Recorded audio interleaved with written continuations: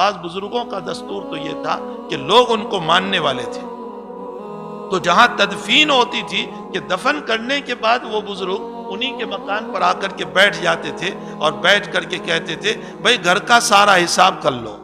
اس لیے کہ مرنے والا جتنی چیز چھوڑ کر کے گیا ہے اور اس کی ملکیت ہے وہ سب کا سب میراث ہے، حتیٰ کہ سوئی بھی چھوڑ کر کے گیا ہے تو میراث ہے۔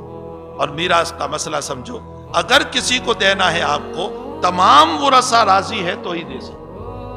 سارے ورثہ جتنے بھائی بہن ہیں وہ سب کے سب راضی ہو تبھی تم کسی کو دے سکتے ہیں۔ اور اگر کسی کو دینا تھا اور ایک وارث بھی منع کر رہا ہے کہ نہیں میں نہیں دوں گا، اس کے حصے کو باقات کر دیا جائے اور پھر باقی لوگ اپنے حصے کے اندر سے دیں۔ پھر ایک مسئلہ یہ بھی سمجھ لیں کہ اگر نابالغ وارث اس میں آ چکا ہے تو نابالغ کی اجازت کا اعتبار نہیں ہے، اس لیے نابالغ وارث اگر اجازت بھی دیتا ہے تو بھی آپ اس کا حصہ کسی کو دے نہیں سکتے ہیں۔ مثلا 3 بھائی ہے، 4 بہنیں ہیں، کل ملا کر کے 7 ہے، اس میں ایک نابالغ بچہ بھی ہے، یعنی بھائی یا بہن نابالغ ہے۔ اب لوگوں نے سوچا کہ ماموں غریب ہے کچھ ان کو دے دو، چچا غریب ہے کچھ ان کو دے دو۔ اب سارے رشتہ دار، سارے بھائی بہن کہہ رہے ہیں کہ ہم دے دیں، وہ بچہ بھی کہہ رہا ہے کہ ہم دے دیں، لیکن نابالغ کی اجازت کا اعتبار نہیں ہے، اس لیے اس کا پورا حصہ نکال دو، باقی جو 6 بچے ہیں اگر آپ دینا چاہیں تو دے سکتے ہیں۔ اسی طرح اگر 7 وارث بالغ ہے